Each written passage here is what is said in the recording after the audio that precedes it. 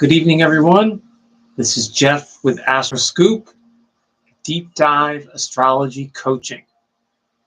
It is 8 p.m. Eastern Standard Time, and this is my weekly live stream at its new time, 8 p.m. Eastern, Friday nights. So for now, I'm keeping this time. It seems to work well, and it also gives me a little extra time to prepare, which is always a good thing. So as always, we'll wait a few minutes and see if anyone comes in. Carolyn says, good evening. Good evening. I see someone else popped in. Okay, we'll wait a couple minutes. So how's everyone doing? It's been a good week. And today is February 28th, 2025. And now we are in 10 degrees of Pisces. So last week, we talked about the first decan of Pisces, early Pisces energy coming off of the Aquarius Pisces cusp. And tonight we will talk about the second period, which is March 3rd to the 10th or 11th. And the depending on your birth year, the degrees can be off 1 or 2 or 3 degrees, depending on the year. So anytime you want to look up a planet or your chart in general, you really need to have your time, have your accurate time, have your place of birth, the time zone, and have everything together so that you get an accurate portrayal of your chart, of your natal birth chart. That's very important. Then you'll have the exact degrees. And then that gives the astrologer a lot more interesting and fine-tuned information when you ask a question about a reading or about your transits and your chart in general, or if you ask something about someone else, like a love interest. And I just want to mention that if any of you are interested in compatibility, that's kind of an old school astrology thing that I don't see a lot of astrologers doing that anymore. But back in the day, it was all about compatibility with your spouse or a partner or a soon-to-be dating partner or a business partner or a friend, and taking two charts and doing the synastry and combining the two charts and to see where there is or some tension, some challenges, and ultimately lessons. But the one thing that I'm always learning about astrology and evolving with is a lot of people want to know things about astrology for themselves. They want to know what makes themselves tick. And they also want to know and help others, whether it's their spouse, family member, friends. The more you know about yourself, your own chart, the more you can help others and the more empowered you'll be. But it's always evolving. And so we're always learning lessons depending on our lifestyle, our life choices, and some of the transits that we're going through. So we're always learning lessons. So no matter what decade we're in, we've lived a certain amount, we've had a certain amount of lessons, and we just continue, we just keep moving on that path and keep learning. So the compatibility of two charts is really a lost art. Can't remember the last time I had an astrologer do that for me and someone else. It's been a long time, but that's something I offer and I can do for you or for a friend or a loved one. If you have a chart or two charts and you want to know the energy between the two charts in general, the level of compatibility or the level of potential tension or challenge. And that's another thing, the tension and challenge in astrology with some of the aspects, it is not innately bad. Of course, we want things to flow with people and we want things easy sometimes. And we don't want a lot of hassle in relationships. But often when things are too easy with people, we don't grow that fast or we don't grow that much. So some challenge and some tension between two charts is a good thing. And that also includes Like this is the new moon chart from yesterday. We have the new moon in Pisces, sun conjunct the moon at 9 degrees of Pisces.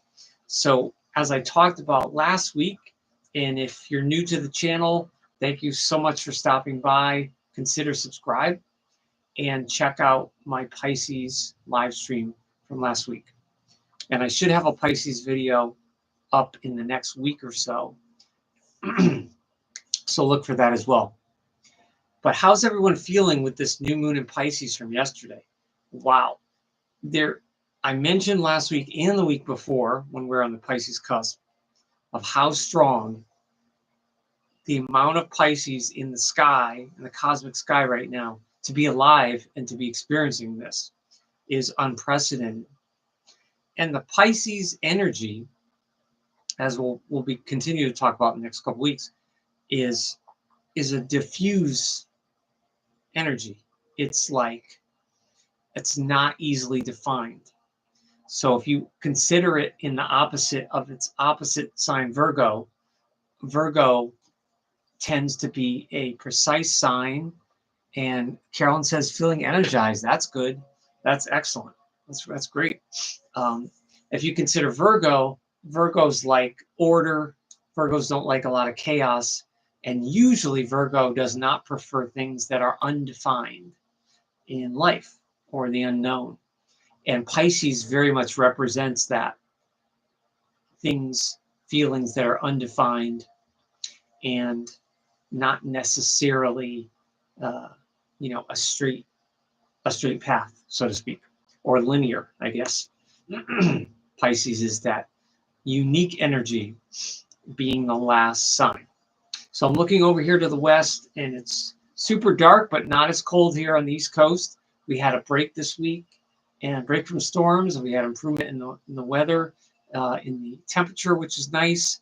And now we're full on Pisces, and we're going to get some more cold weather. March is always blustery and cold, but we're only 3.5 weeks away from spring, which is from Aries. So even though when we hit Aries, a lot of areas of the country, it's still super cold and windy. The energy is different. The sunshine's different. The sunshine is brighter and more powerful, and it doesn't feel like winter when you look at the sky. It doesn't feel as gloomy as, like, say, in like 2 months ago when we were getting into January. Imagine that. Tomorrow's March. It's been 2 months already since we started the new year. Wow, amazing. But tonight we're going to talk about Pisces, and I've been reading a lot from other astrologers and watching some short clips and videos from other astrologers about Pisces. And I've seen a lot of astrologers lately talking about this new moon energy, and of course all the aspects and transits, which we'll get to in a little bit. And it's just I feel like I'm going to be a broken record from last week and the week before, because it's all Pisces. There's hardly anything to talk about except all this Pisces. Like, look at all that. It's just unbelievable. This stellium. I mean, a stellium would be 3 planets in Pisces conjoined closely, but this is incredible. It's more than a stellium. It's basically 2 stelliums almost, and it's really a block. It's the majority of the chart, of the cosmic chart. So a baby born tonight, he or she would have a very sort of unbalanced astrological natal birth chart, because this baby would be full of the Pisces that we're going to talk about, and other water, and Libra rising, according to 9 o'clock in an hour, will be a Libra rising person, but hardly anything of the other elements, completely unbalanced. So when I've done charts for people that have a very strong indication of one sign or one element, like someone that has 6 planets in earth or 6 planets in water, very often what you find is that person in their life is extremely single-minded. in whatever it is that is important to them. And the single-mindedness of having so much of stellium in one sign, to me, it almost guarantees a level of success for that person, because their energy is so strong that they put all that sign's energy into some area of their life. Now, depending on the level of involvement of the person in education, it could be very positive or negative. It's like someone that's really, really crafty and smart and bright and creative, but maybe they're a very good criminal. So, criminals often have very, very high IQs. So again, it depends on how you use all that energy, where you put it, and the outlet. And when we talk about Pisces tonight, Pisces has so much creative juices that Pisces people absolutely need an outlet that is personal. It has to be personal, not impersonal, not for the group necessarily, like Aquarius. Not leading the arena like Leo, or Aries, or being the boss like Capricorn. It's like, for Pisces, things have to be personal. So no matter how intellectual or cerebral a Pisces person is, or a Pisces planet, no matter how much education or how much they know intellectually, cerebral, there's always a very, very strong element of devotion and spirituality in the Pisces planet, in that Pisces person. Even if they don't consider themselves spiritual, there's definitely a thread. And you'll know that if you know any Pisces people. So I just want to remind everybody, I'm on X. Please follow me on X, which is Twitter, Astro_Scoop. And I'm on Instagram, which is IG. Instagram is Astroscoop7. So I post on those almost daily. The reels are on Instagram when I do music, I talk about famous people with music. And on X, I share different posts and polls and different things like that. So please follow me on X and Instagram, and of course here on Astroscoop 3801 on YouTube. I really appreciate it. And I'm going to try to be doing more on Instagram, and maybe going live on Instagram as well, and picking different times for time zones and try to match different people. So tonight is Pisces 2, which is March 3rd to the 10th or 11th. So if you know anyone born in the coming week, I know tonight is the 28th, tomorrow's the 1st. So this is the last weekend of the first decan of Pisces. But of course, we're all about Pisces right now. And you've probably noticed that I've mentioned very little about Aquarius, where before it was like Aquarius, Aquarius, Aquarius. That Pluto in Aquarius, which is now direct, is the lonely planet of Aquarius. It's the only one. And it's separating, and it's moving away from the early Aquarius planets, the 0 and the 1, and it's moving forward. So not much to talk about there, but so it's all about Pisces. So Pisces, March 3rd to the 10th or 11th, is the Neptune ruled. So here's another thing. With traditional and modern astrology, a lot of astrologers assign Jupiter, the old school texts assign Jupiter as a co-ruler of Pisces, which I do agree with, although I don't use Jupiter as a main interpretation for any Pisces planet I see in a chart. I think, yes, it is as somewhat of an influence, but I pretty much use just the aspects and Neptune, and what house the Pisces planet is in as well. Neptune, for me, the planet of illusion and fantasy, film, glamour, acting, all that is Neptune. And that really seems to define Pisces much more than Jupiter. Although there are some Pisces people that can be Jupiterian and jovial, and kind of like that, like a jovial type of person, like a Sagittarius, which rules Jupiter. But definitely, you're going to look to Neptune in a birth chart or an event chart. And then the co-ruler is Moon, the Moon. So this is the Cancer decan, the Crab decan, co-ruled by the Moon.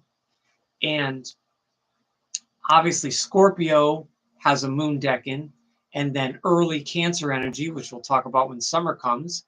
The moon decan is the co-rule, is double the moon.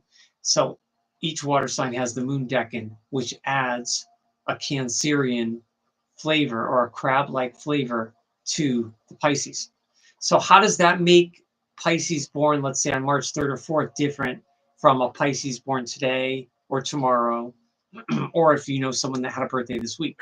Well, we talked about last week that early Pisces is all Neptune, and then the co-ruler is also Neptune. So it's mostly just watery influence, which is mutable, because Pisces is a mutable sign. The co-ruler is Neptune, which is Pisces, mutable. Very restless, spiritual, and also extremely sensitive to stimuli in the environment. So when we come into Pisces 2, and we have the moon influencing it. Karen says, interesting that the Academy Awards is held during Pisces time. Oh, that's true. Yeah, that's a good point. Yeah, absolutely. Yep. Yeah, I mean, it's definitely, you know, it feels different, right? The glamour, like right now feels different than a month ago. You can, when you really get to know the astrology, the astrological energies, you just flow with it.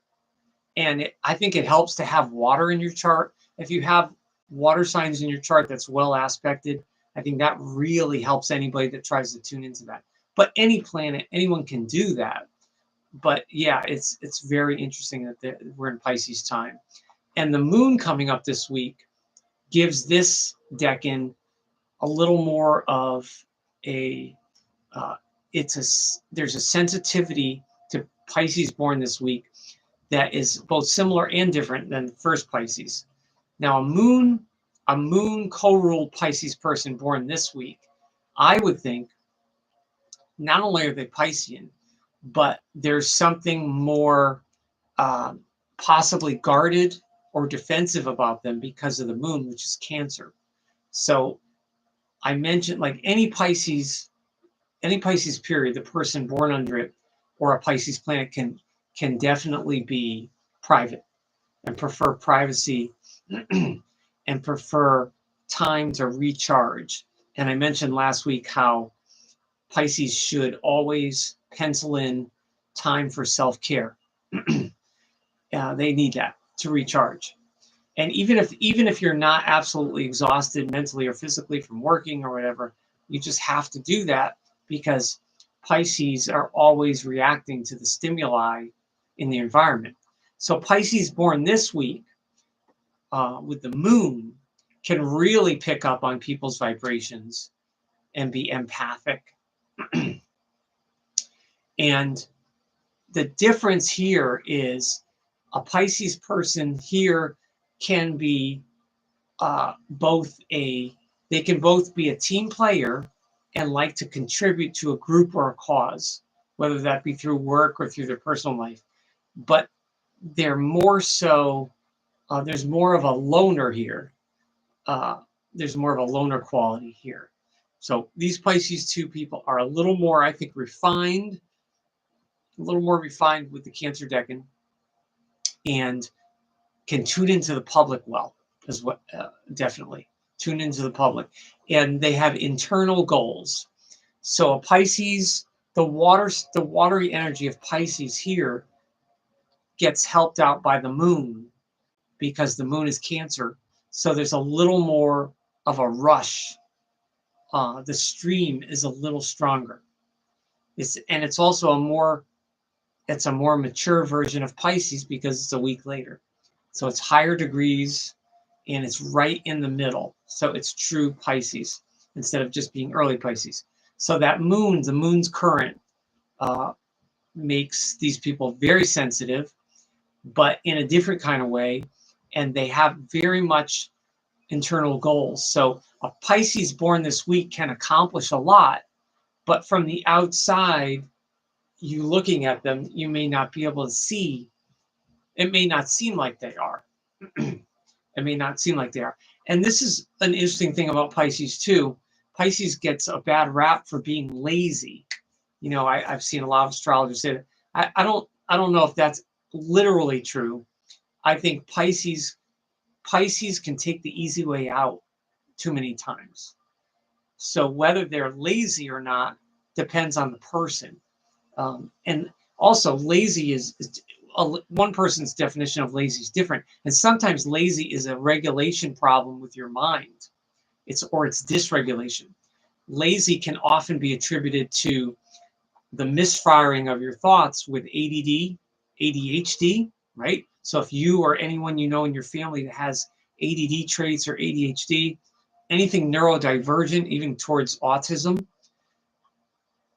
the procrastination part of your brain can get frozen. So you start to procrastinate and then you just freeze.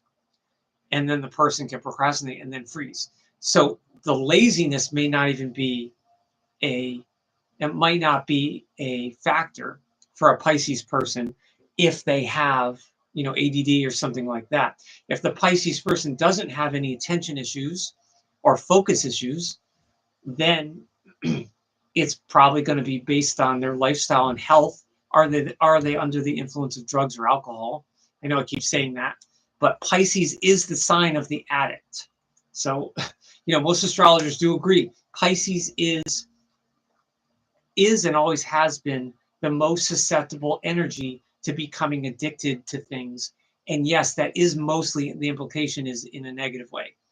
You know, addiction to sex, drugs, alcohol, gambling, anything that can provide a thrill, especially an emotional thrill, and help them escape from reality if their reality is painful, or just to feel numb and just kind of neutral.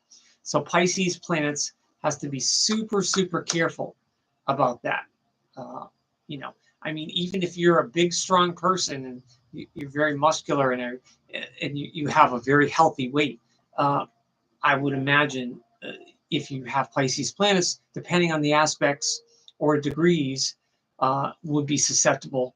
And also anything you do to your feet, you know, Pisces 2 here with the moon, that would reference the stomach, but Pisces in general rules the feet. You know, Aquarius and Pisces constellation is the ankle and the foot there. So, you know, anything you do to your feet, you want to scrub your feet, rub your feet, get your feet in the sand or the water, or a clean pool if you can in the winter. Definitely a clean pool sort of thing, or jacuzzi or something. That would be very good for Pisces people to cleanse their feet. And of course, the feet have all those different nerve endings too that correspond to different parts of your body. So that's always a good thing for Pisces too. But refined internal goals. So they can accomplish a lot, and they can go about it at their own pace. It can be slow. It can be lazy, I guess. It can be a little lethargic. That is Pisces. But Pisces has their own, you know, sort of their own brand of ambition. And Pisces is, like I mentioned last week, the emotional currents of Pisces is always moving. So they may not be always physically moving, and they may not always be striving like the cardinal signs, like a Capricorn or an Aries, or striving like a Leo, you know, or striving for very more precise, clear goals. Theirs are more internal, and like I said, has to be personal. If it's not personal for the Pisces planet, some way personal, even though Pisces can be into out there kind of stuff, aliens, the occult, you know, UFOs. That's all up the line, up the alley of a Pisces born this week. But they need to have a personal connection. So Pisces born this week are often alone. They often are just alone. This would be good for someone that works from home if their family's gone during the day at school or work, or they live alone, or they're in the part of their house where they can be completely alone and have their office. That would be very good for a Pisces born this week, and because of that moon too, that moon influence, that sensitivity. So just because they're alone, I wouldn't say it necessarily means they feel lonely. You might think they're lonely because they're alone a lot, but they may enjoy that. They may, they may savor that. And there is joy in being alone. Like anybody with a Pisces planet could probably understand the need to recharge and be alone, away from the hustle and bustle and all the other energy of everyone else on the planet. Even though all the people of their energy that you love and enjoy, you still need a break. So in some ways, you just need a break from yourself. You got to be alone, and like you got to shut yourself down, so to speak. So not necessarily feel lonely, but so alone, lonely, and loner. That's really the theme of Pisces this week. They're definitely have a lone wolf in them and a loner quality. Whether they isolate themselves to an extent that's unhealthy and they don't participate in life is different, sort of thing. If someone born this week was neurodivergent and had trouble with traditional communication or expression, doesn't mean they don't know how to express, and they may be smarter than you, but it means there's something in the wiring that's hard for them to express in a traditional way or a clear way. Then they would be a loner, but they could feel lonely because they want connection but don't know how to ask for it or achieve it. But like I said, a lot of Pisces people born this week, people I've met, enjoy being alone, enjoy probably small amounts of time with people, and then time for their hobbies, interests, especially music, movies, art. Any of that is really enriching for Pisces. So it relates to the 9 of Cups in the tarot, and it's dreams, card about dreams and wish theme. So wishes, hopes. It's kind of interesting. That's almost similar in a way. It's similar to Aquarius.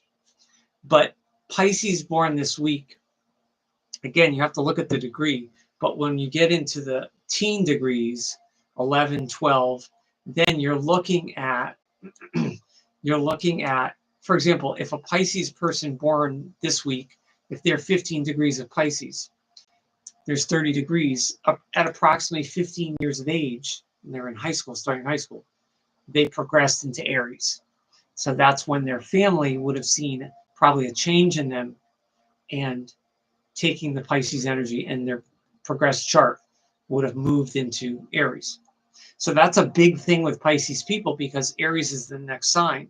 So that's something that can really help a Pisces, or if a Pisces is feeling shy or self-effacing, the Aries energy, when they progress, can really help them to be more active and maybe a little bit less of a loner. So dreams and wish theme.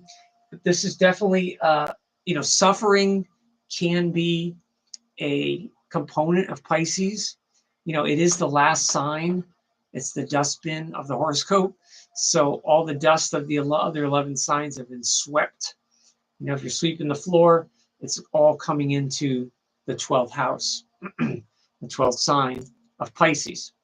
Now, I watched some Pisces people this week. Now, for those of you that have read astrology books or have done any research, I love an astrologer. His name is Robert Hand, and he's amazing. He's one of the world's most acclaimed astrologers in most circles, and he's written numerous books. He's a historian. He's written all sorts of things. He's done I'm not sure what it's called, but it's like software and historical. He's collated like lists and text for astrological computer programs. Back in the day, he used to do that. I think he was a pioneer in doing that. So Robert Hand is amazing. And he has a book called Planets in Transit. I believe it's called Planets in Transit. It's one of the books I've read from him. And but he really has a really, really penetrating way of taking some of this basic astrology and some of the highfalutin intellectual astrology and esoteric stuff, and he takes it, you know, the primal level here and the esoterics here, that's more hidden or more occult, and he takes it and he just kind of brings it. He's great. He's on social media. He's, you know, he's an older man, and he's on social media doing posts, and he's doing some short videos, and he's just great.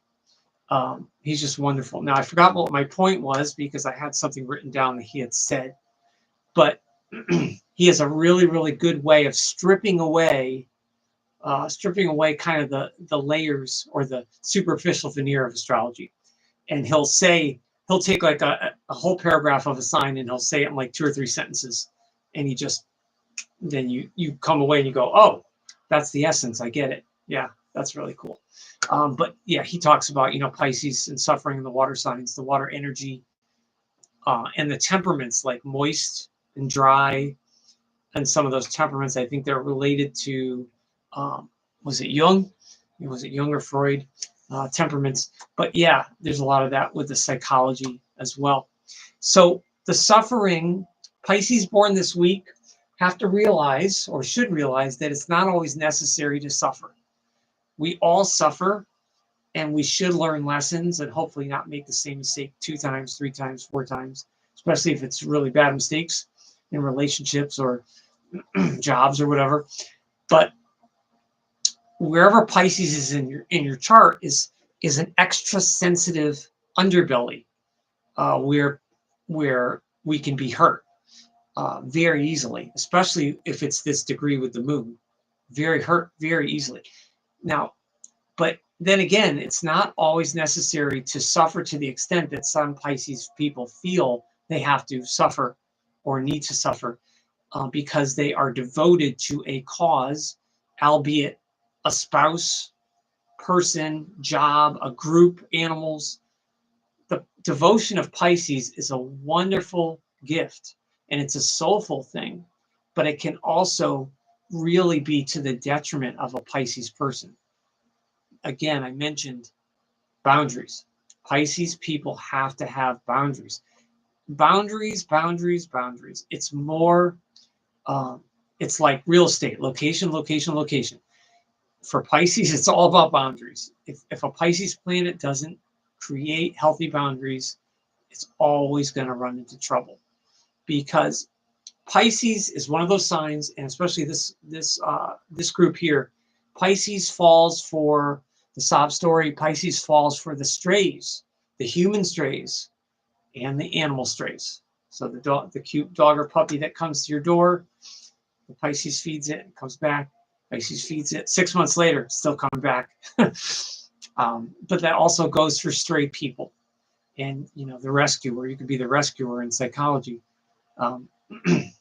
But so the suffering should be Pisces. A good lesson is try to be a little more practical and maybe a little more, I don't want to say cold, but a little less vulnerable sometimes, just to protect yourself so that you can move on and not suffer to a point that's to your detriment. It's always good to feel what you feel and embrace it. You know, all of us are so busy in life, and a lot of therapists will say that the busyness is just a distraction to get yourself away from what you're feeling. And that's pretty much it.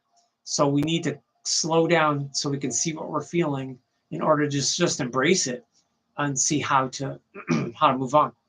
So try not to have so much suffering, Pisces. You can do it, and stand up for yourself as well.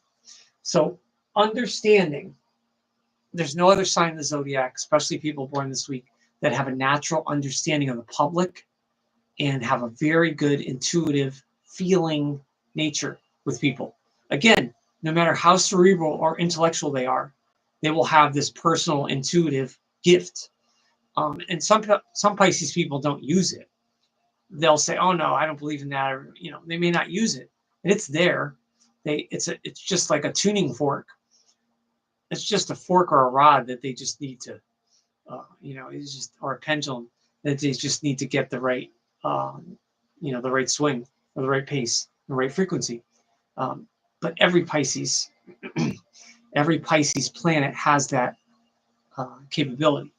And and obviously in this deck, and you're dealing with the moon, which is more psychic and more sensitive, and a little darker too. The moon is a little bit of a darker energy than just Neptune. So the Neptune ruled Pisces person is all Neptune and water. It's true fishes, but here it's the fishes combined with the crab and the kind of the ebb and flow or darkness of the moon. So it's Pisces can be full of light and full of dark kind of at the same time.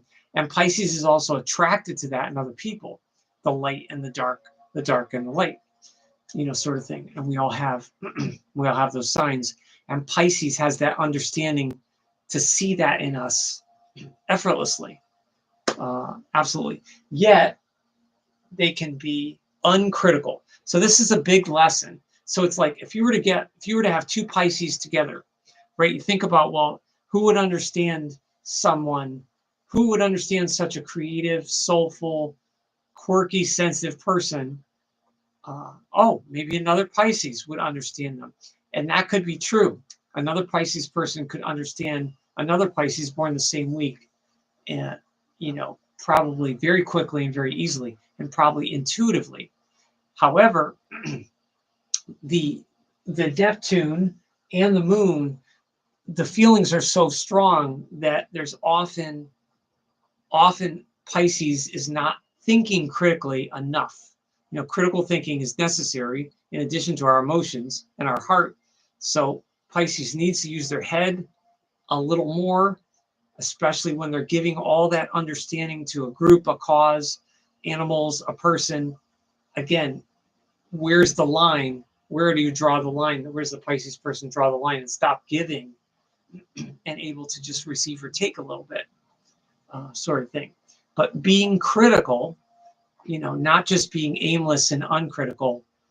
The flow of Pisces is a beautiful thing, but it can be aimless and it can be formless.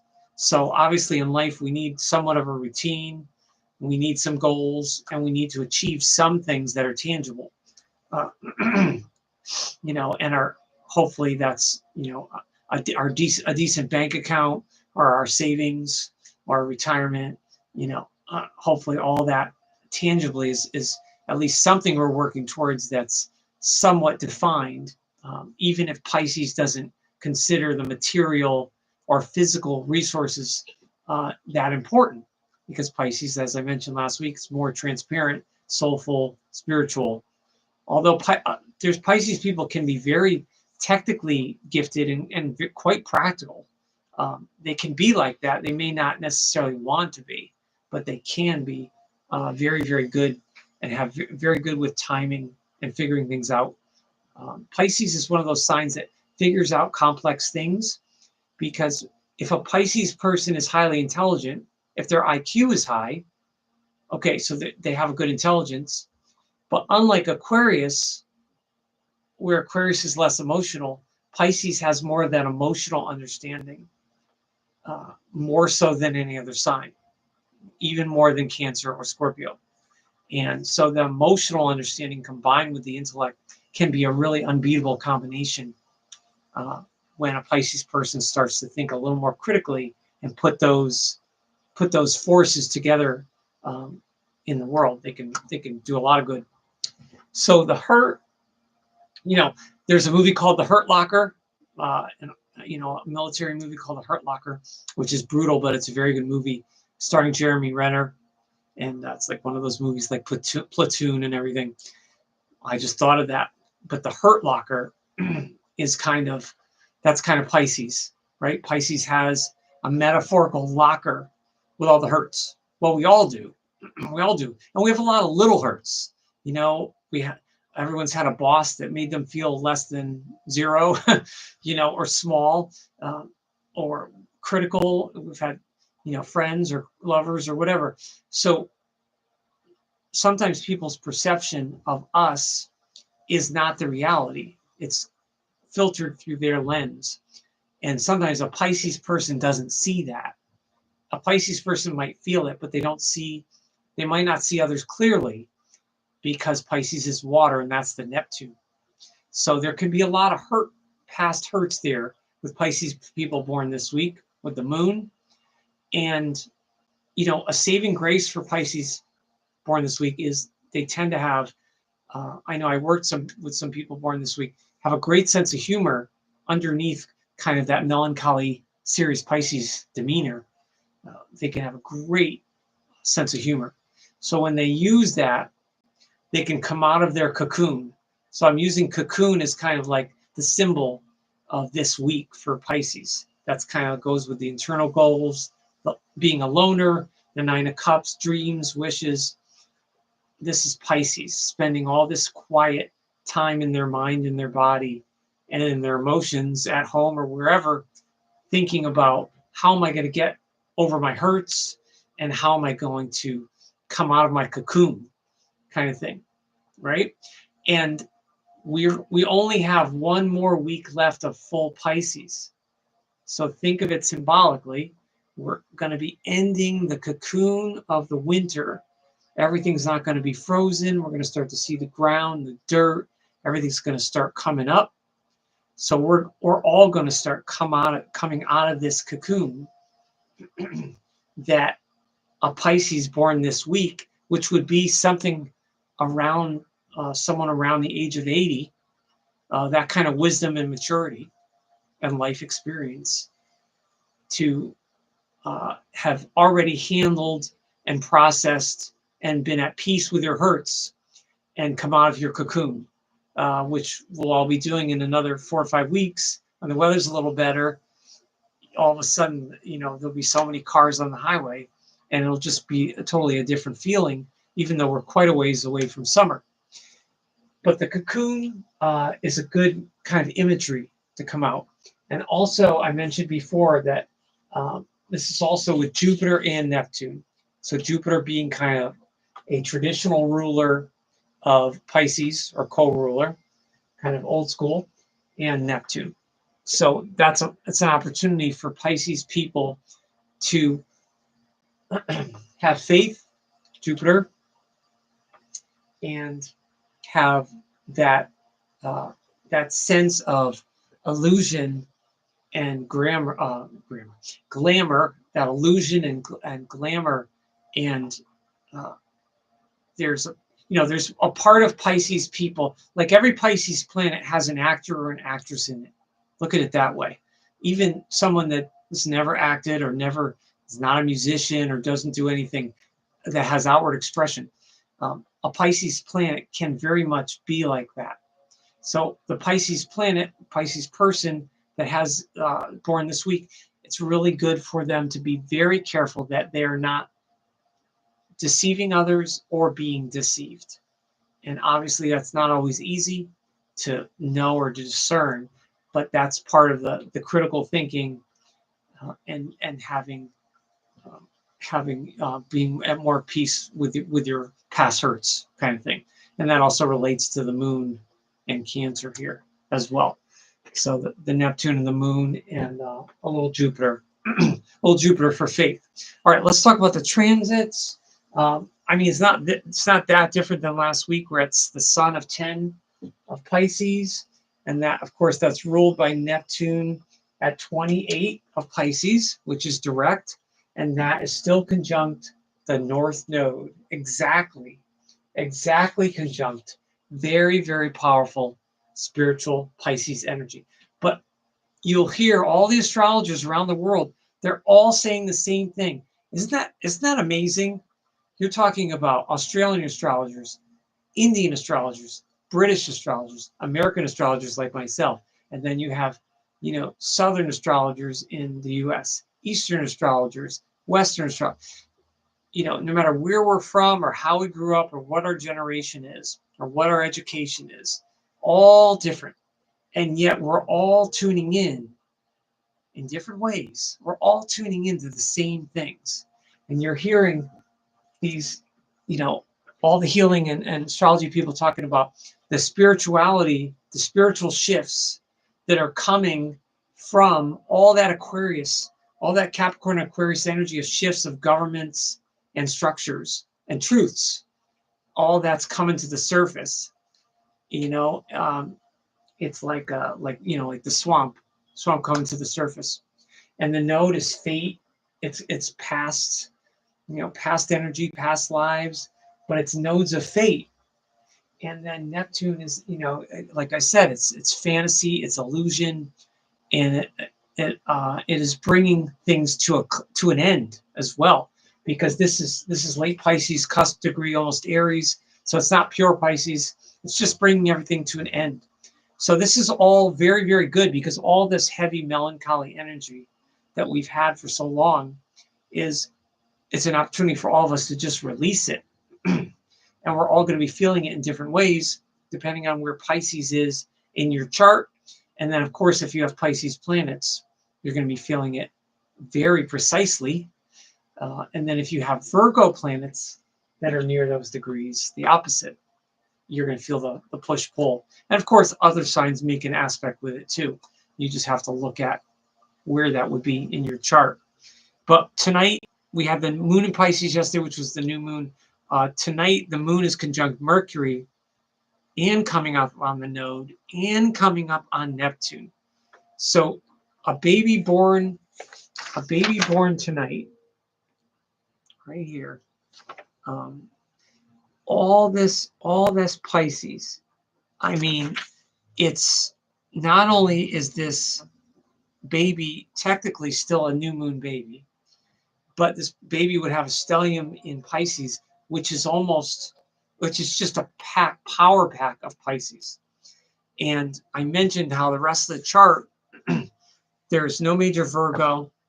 We have Mars in Cancer still, but now that's direct, not retrograde. We have very little air, Jupiter and Pluto in air. We have Libra rising tonight at 9 o'clock, but we don't have any major Libra over here. And there's so much. Now, I mentioned last week, when Neptune goes into Aries, then any Pisces energy will be shifted, because it will be ruled by Neptune in Aries, which is completely different. And that will start to fog up. For the Aries person driving their car, the windshield will start to get a little foggy for early Aries planets. So I can't wait to look at celebrities that are early Aries, and celebrities that have early Aries planets like 0, 1, 2, and see what's going on in their lives when Neptune is going to hit, Neptune's going to conjunct those Aries planets, like it conjuncted the Pisces planets a while ago for all the people.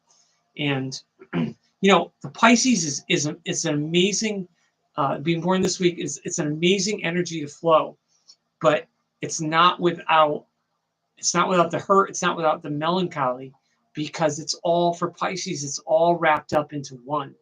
The highs and the lows, the ecstasy and the lows it's all kind of intertwined.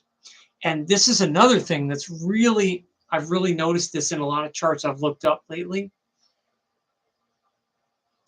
People that don't have Pisces in their chart.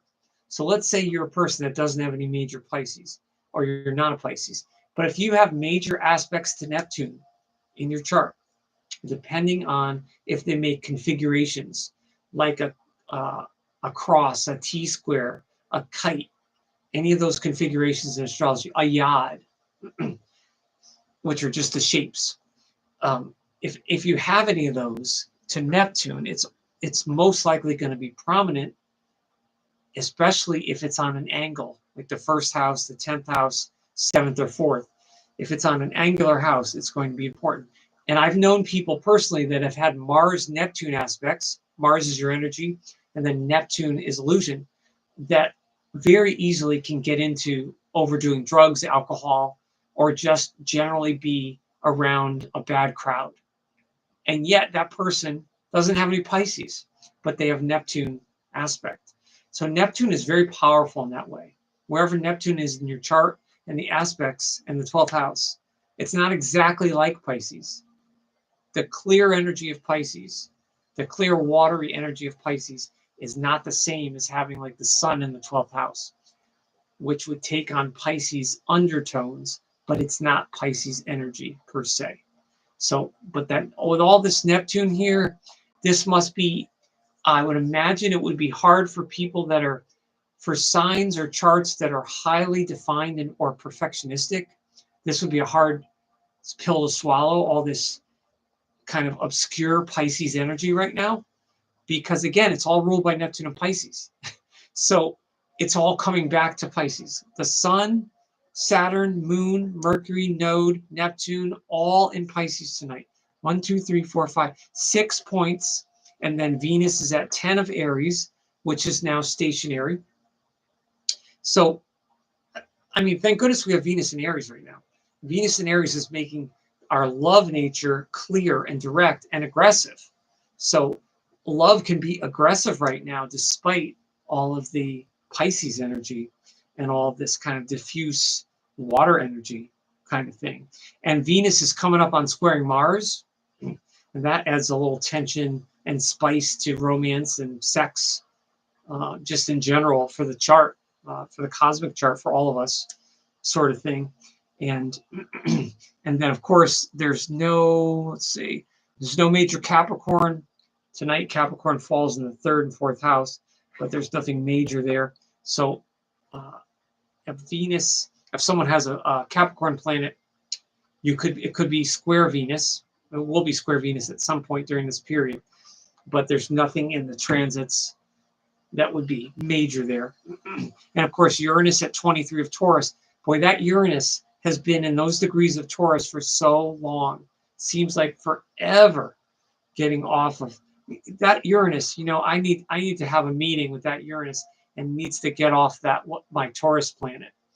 It's off it now, but it was on one of my Taurus planets for a heck of a long time, and I was like, you know what? It's time for you to leave.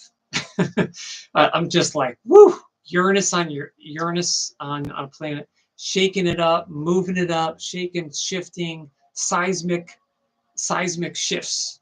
You know, that's what Uranus does. But it's needed. It's needed, and it makes sure that you're not stuck.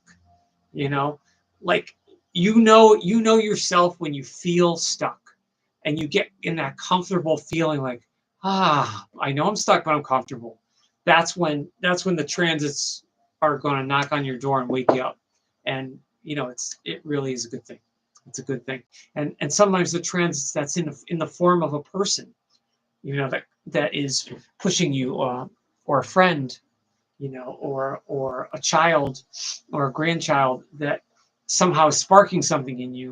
And it's like, wow, yeah, I've been a little lazy, or I've been a little lethargic, or a little stuck lately, and I need to and I need to move on with that. I need to, you know, maybe not be so fixed or rigid, or sort of thing. And that's probably the biggest thing with all this Pisces energy, is how we can all flow with it.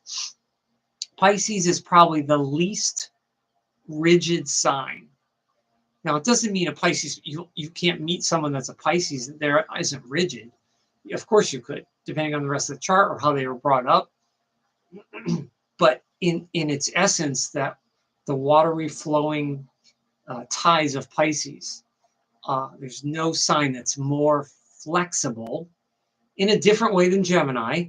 So I know you Geminis are you know, you're natural at being flexible, whether it's physically, emotionally, mentally. You're good at variety. But Pisces is flexible emotionally, psychologically. So there's nothing rigid. So that's a good thing. If Pisces wants to make a change, Pisces is going down a bad road, and Pisces wants to make a healthier change in their life, physically, with what they're eating, or who they're spending, what kind of company you're keeping. You just need to be with a brighter group of people in order to treat yourself better. This is the time for Pisces to make changes. And when we get into Neptune and Aries, and of course, it's really good that Neptune's direct now. That's really good. Now we're moving. When Neptune goes into Aries, it's not necessarily comfortable in Aries, but it will shine more of a light on the Neptune energy. It will be clearer. It will be brighter. You know, when we get into Aries, we're going to talk about, it's very hard for Aries to hide. Like Pisces is the master, or you know, mistress of hiding. Pisces it's effortless for Pisces to hide. You know, I mentioned last week maybe it's my dad humor, but where are I'm like Jerry Seinfeld. Where are the Pisces? Where are they? I don't meet any. You know, I'm not a hermit. I don't live in a cabin in the woods. I have a family. I have friends. I do things. You know, I'm out and about. Like, uh, why is it? And I'm always listening too. I'm always listening for birthdays. You know, wherever. And yet, and that's another funny thing with all my videos. If you go onto my playlists, go to any video and you'll see all the comments, right? You can look up a video. You know what's really fun? This is what I do with people that I follow on YouTube. I go to their videos and I click on oldest. So you can click on popular, newest, or oldest. So if you want to see their latest video, do newest. If you want to see their most popular, highest viewed video, that'll come up first on popular. It'll say like 20,000 or 100,000 views, whatever. And then oldest. So if you go onto mine, you can click oldest. You'll see my first Aries video that has like no views. It's pretty bad. But anyways, my point is, it's really, really interesting about that. But look at the comments of my videos. You won't see comments from Pisces people. No. Do I have comments from Scorpio? Yup. Libra, Sagittarius, Gemini, Leo? Absolutely. A lot of the signs have commented. Pisces? Isn't that interesting? Nope. No comments from Pisces. No revealing themselves. So it's really, really fascinating to me. It's truly fascinating. You know, every sign is puzzling in different ways. But why do you guys and gals of astrology, why do you guys and gals think or feel that Pisces or Pisces planets does not want to reveal itself? Does it not trust the majority of other people because it has an innate sense of hurts or being hurt? And because Pisces knows what it feels like to be hurt so poignantly and so vividly that they will avoid that at all costs? Or is it something different? Or is it something deeper? Or is it more of the stoicism kind of thing? You know, the less you know about me, the more powerful I am. Because there's that line of thought as well. The less people know about you, you know, there is a beauty in achieving in silence, achieving your own growth in silence, and not telling others, but maybe just showing others, that sort of thing. So maybe that's something with Pisces as we get to the end of the zodiac. But yeah, it's a really interesting thing that Pisces people, they're like, I mentioned last week, I have two in my family, two Pisces people. One of my nephews is a Pisces, and then there's a cousin. But I don't know any other Pisces people. Pisces is more otherworldly, and some earth vibrations are too coarse for them. Hell yeah. Go, Carolyn. Yes. Yes. There's the wisdom right there. You got it. Otherworldly and earth vibrations are too coarse for them. That is beautiful. And you could go even a step further. If you want to get really crazy, maybe some Pisces people are alien hybrids, part alien or part galactic or whatever nation, other parts of the galaxy, and can shoot into that. And that's a really good point, because the earth is very coarse. Yeah, day-to-day living is rough. It really is. Yeah, day-to-day living is rough. And when you think about, you know, the homeless people, homeless animals, you know, the amount of accidents just in the world every day, just accidents, car accidents, you know, planes, trains. Yeah, it's true. That's a really good point. And that's why it's very important for a Pisces chart to look at the other planets, especially Neptune, to see what's going on. Awesome point. Everybody really needs to observe that. Nailed it. All right. So for celebrities, we have Michelangelo. We don't really need to say much about the genius and creativity of Michelangelo being a Pisces too. Angus MacLeish, he was a mystic and mystic musician. He's kind of like a shaman. Like that's another thing about Pisces 2 people born with the moon. They can do so many different things well, but they're usually more spiritually based instead of just being like a jack of all trades or doing, or doing more technical things like maybe like Virgo or Gemini kind of thing. Fergal Lawler is a drummer from the Cranberries, and he's just wonderful. He's just a great addition to the Cranberries. Andy Gibb, I know I mentioned him last year in my Pisces video. Andy Gibb was the youngest of the Gibb brothers, and we lost him so early. But Andy's music is, to me, it's more whimsical and more floaty, kind of than his brothers, than Barry and Robin. His music's a little different than just the Bee Gees signature sound. And to me, Love is Thicker Than Water, very Piscean. Then we have Martin Kove, who right now is like on top of the world as a 70-something actor, as one of the leaders in Cobra Kai.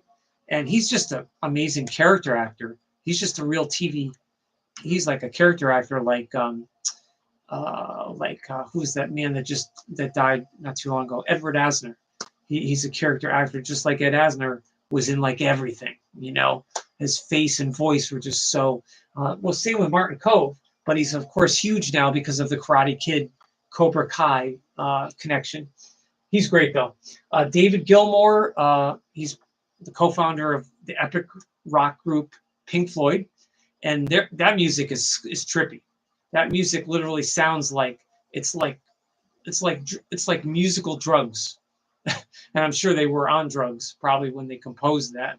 And but the funny thing is, the other gentleman, Roger Waters, is the Pisces at Virgo. So you have David and Roger is the Pisces Virgo axis, which is kind of critical and emotional geniuses coming together that form Pink Floyd. Then we have Ernie Isley. He's part of the Isley brothers, one of the lead vocalists. He's amazingly creative, has so much feeling and emotion in some of his Isley Brothers songs. And in some ways, the Isley brothers are more prolific than like even Earth, Wind, and Fire. They have so many albums and so much music. It's unbelievable. And so many generations of family. He's great. And then we have Tom Chaplin from Keane. He's an English songwriter. Very good. Jeffrey Osborne from a group called LTD. And of course, he's a pop R&B person. And wonderful. Has a really nice, rich voice and very Piscean. Martin Fry from the English group ABC. And he has the song called Look of Love, Poison Arrow, which is about love. Shoot that poison arrow through my heart. If that's not Pisces 2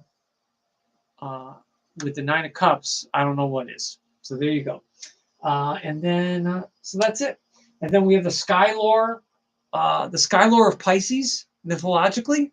Greek and Roman points from Syria. So apparently the symbology of the fishes from this constellation comes partly from Syria. I didn't know that. Never knew that. And the goddess of love and fertility in Syria was Ada-Gardis, which is the Venus equivalent, our Venus equivalent. So isn't that awesome? The Syrian goddess of love and fertility, Ada-Gardis, and she said that fish were divine. So a fish wasn't just a fish and just another creature.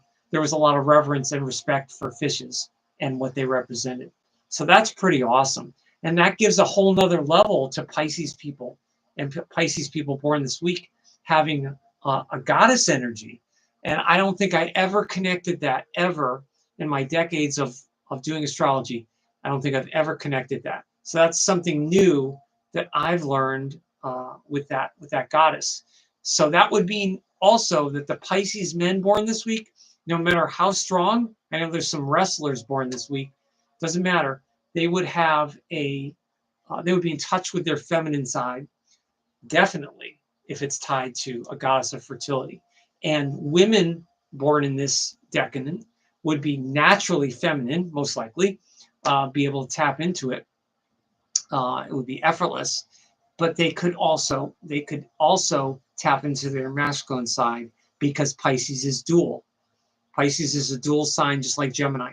So dual signs are, they have the gift of versatility to be able to be masculine and feminine, which is very helpful, I think, in life, because there's times to be aggressive and masculine, and then there's times to withdraw and have a more peaceful approach. There's both.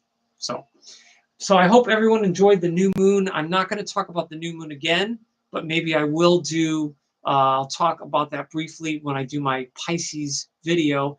If there's anything you want to know about Pisces that I didn't cover tonight in the next 2 weeks, please let me know. Comment here or in my latest Aquarius video. Comment anywhere you want and let me know. Don't forget to like, comment, subscribe, and share. Please share. And live streams are here right now, Fridays at 8. And look for me on X and Instagram as well. But thank you so much for tuning in again. Happy birthday to all Pisces people. Next week we'll be in late Pisces, and I'm going to be looking at the transits and looking forward to talking about. We're going to be talking about a lot about Aries energy coming in the coming months. Which again, these shifts every 2 to 3 months. There's so much to talk about. It doesn't feel like too much has passed, but it's moving. So happy birthday to all Pisces people. Be well, and I'll see you next week.